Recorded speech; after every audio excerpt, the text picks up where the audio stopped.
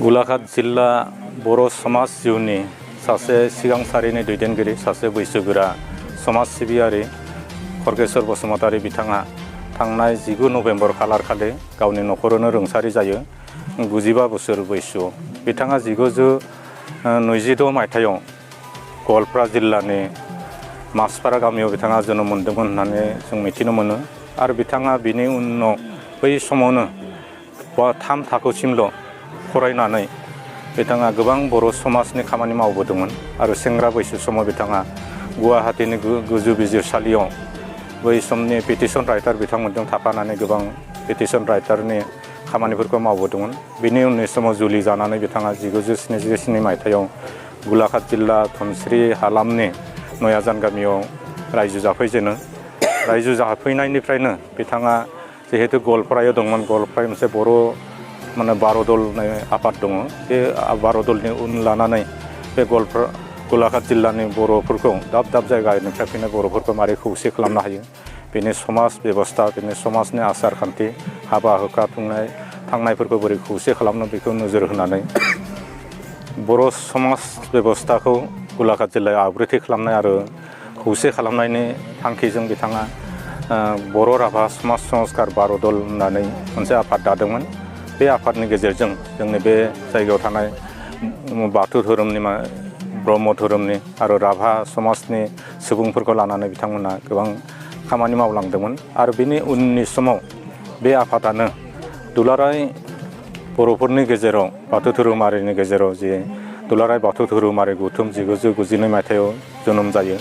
बे गलाघाट जिल्ला बर' राभा समाज संस्कार बार'दलानो उननि समाव बाथौ धोरोम होननानै बिथांमोना मुं होयो। आरो बे आफादावनो बिथाङा 1991 मायथाइनिफ्राय बिथाङा आफादगिरि जादोंमोन।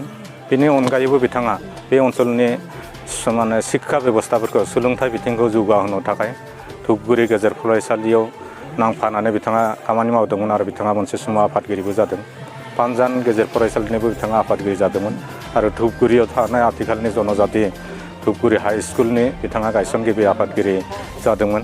बेनि लोगोसे बिथाङा बै समाव प्रफुल्ल कुमार महन्तनि जितु सरकार दैदेननाय एजिपिनि बै समाव एजिपि दलजों थानानै बे ओनसोलखौ बोरै जौगाहोनो हायो, समाज बिथिंफोरखौ बे ओनसोलनि लामा लुंनाय दै बायदिसिना माबाखौ बिनि थाखाय बिथाङा खामानि मावदोंमोन। आरो बै समाव बिन'द गोवाला बिथांखौ मन्थ्रि जानानै थानाय समाव धनस्री महकुमाव एसटि वेलफेयार बर्डनिबो बिथांखौ 1996 मायथाइनिफ्राय आफादगिरि महरै बिबान होदोंमोन।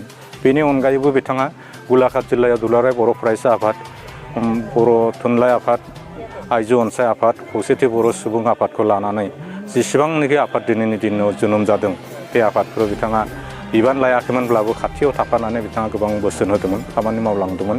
बिथाङा दिनै रुंसारि जानायाव आं सानदों जे गलाघाट जिल्लायाव सासे बर' हारिनि दिथागिरिया जों खोमाना लानो नांबाय। आरो बिथाङानिफ्राय जों गोबां बाथ्रा मिथिनो गोनां दंबोयोमोन। जों मिजिंथिदोंमोन बिथाङा जुदि थांनानै थाबोयोमोनब्ला जों गोबां बाथ्रा दिनै जों मावलांनो थाखाय बिथांनिफ्राय सुबुरुन मोनगौमोन।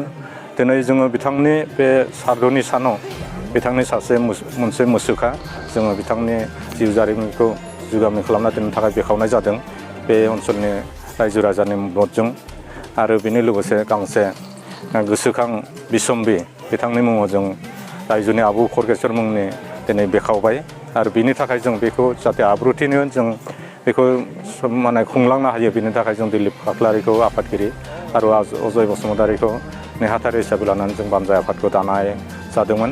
आं मिजिंथिदों बे इयुन जोलैनि जोंनि जाखारबोनाय दैदेनगिरि बिथांमोननि आदर्शजों जोंनि समाजखौ मोजां खालामलांनायाव नैबे हाबाफारिफ्रानो गोबां बिहोमा होगोन। आरो उननि समाव बिथांनि मावनाय, बिथांनि सानस्रि, बिथाङा लुबैबावनाय खामानिफोरखौ जाहाथे जों समाजा जोंनि दायित्व लायो, बेनि थाखाय आं बयखौबो खावलायबाय। आरो दिनै बयबो बे हाबाफारियाव फैनानै बे हाबाफारिफोरखौ जाफुंहोनायनि थाखाय मदद हेफाजाब होनायनि थाखाय आं बयनिसिमबो साबायखर जासियो।